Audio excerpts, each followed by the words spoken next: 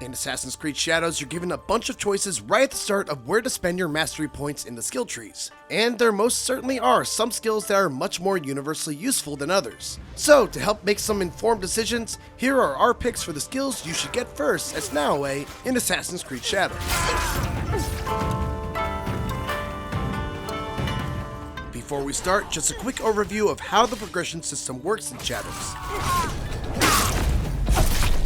Mastery points are what you use to purchase available skills that you've unlocked across the 6 skill trees, or 4 if you haven't yet unlocked the Tanto or Kusarigama weapons yet.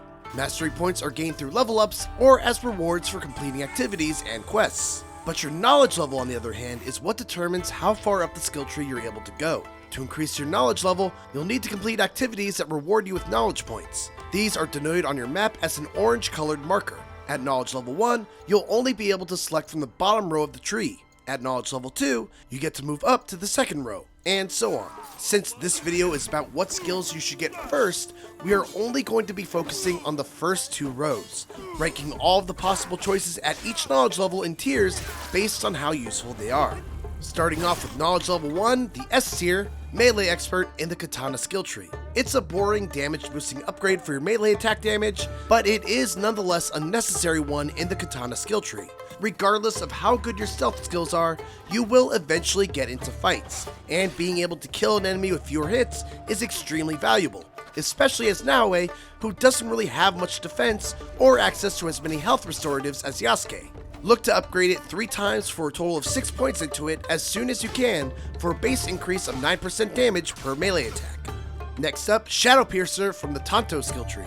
This move obviously is on the Tanto skill tree, so you won't be able to unlock it until you have a Tanto. Once you have one, make sure to grab the skill ASAP.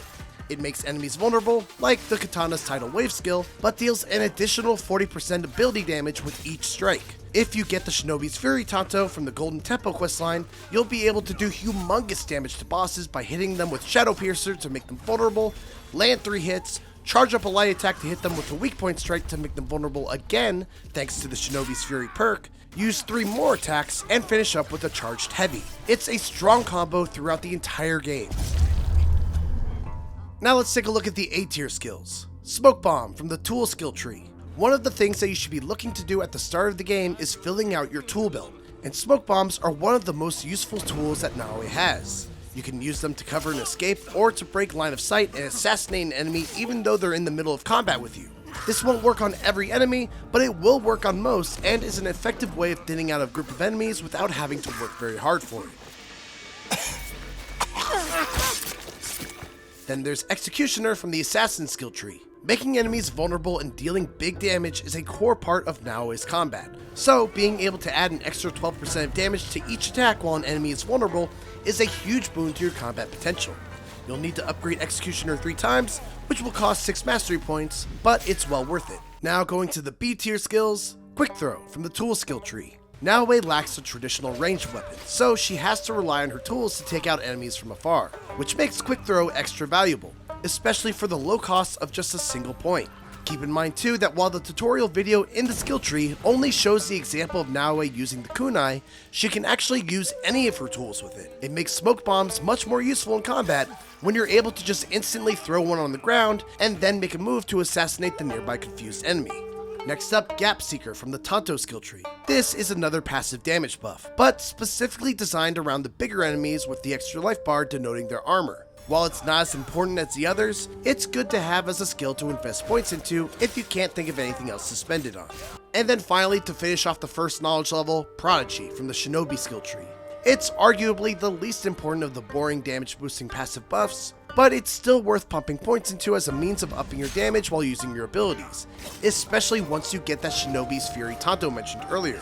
Most of the other skills in Mastery Level 1 either are good, but not worth investing in over the aforementioned skills, require a skill in a higher knowledge level to really sing, or are just meant for style points more than anything else. As we move on to Knowledge Level 2, note that these recommendations are written with the assumption that you are playing with guaranteed assassinations off.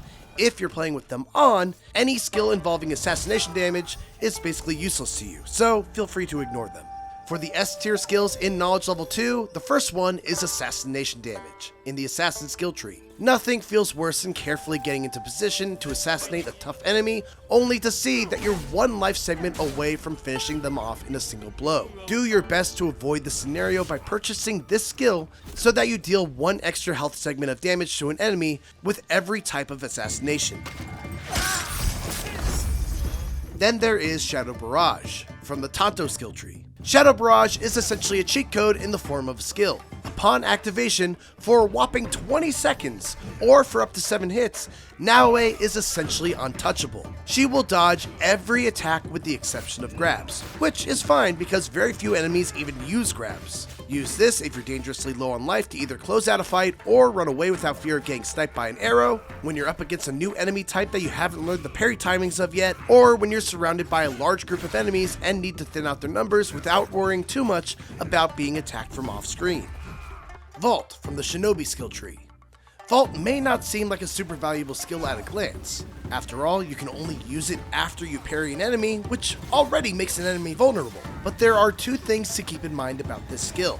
For one, there are a bunch of skills that you can get both within Knowledge Level 2 and beyond that synergize well with it, which we'll go over in just a bit. The other really valuable aspect about this skill is that it essentially nullifies blue attacks. Those attacks that require you to parry multiple strikes in a row in order to make an enemy vulnerable, just deflect one, do a vault, and you'll interrupt their combo. It essentially nullifies what would otherwise be very scary attacks from tough enemies. Moving on to the A tier, Backstabber from the Tanto tree. Another passive damage buff, but this time for attacks that hit the back. Thanks to Vault, you'll now have a reliable way of dealing damage to an enemy's backside, with the base damage passive giving 9%, the vulnerability passive damage giving 12%, and now this giving another 12%. That's an extra 33% of damage every time you deflect and vault over an enemy. Put 6 points into this and max it out as soon as you can. Next up, there's Backstab, also from the Tanto tree. Not to be confused with the passive skill we just mentioned, the Backstab skill will allow you to trigger a weak attack strike by hitting an enemy from behind with a charged light attack. This will also proc the Shinobi's Fury Tanto skill by causing an already vulnerable enemy to become vulnerable again, causing them to take more damage for longer. Then moving on to the tools tree, we have Shuriken, another tool for the tool belt. Shuriken deal a lot less damage than kunai, and as such, shouldn't be used for assassinations, but you get a lot more of them and they've got great utility. They can finish off a weak enemy from afar, they can be used to extinguish flames and make you harder to see, set off explosives, or knock down lamps or other hanging objects to create a distraction. Staying on the tool skill tree for a second, the Shinobi Bell.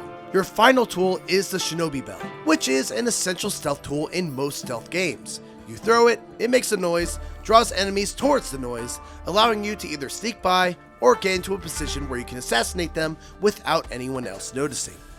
Moving on to B tier from the Assassin skill tree is Double Assassinate. While this is also a very situational skill, it is nonetheless a situation where you'll be extremely thankful that you have it unlocked, as it's the difference between silently killing 2 enemies versus silently killing 1 and having to fight the entire area of enemies. Then there's the larger tool bag from the Tools skill tree. Not much to say about this one other than the fact that it's cheap at only 2 mastery points, and it's just nice to be able to use one more tool.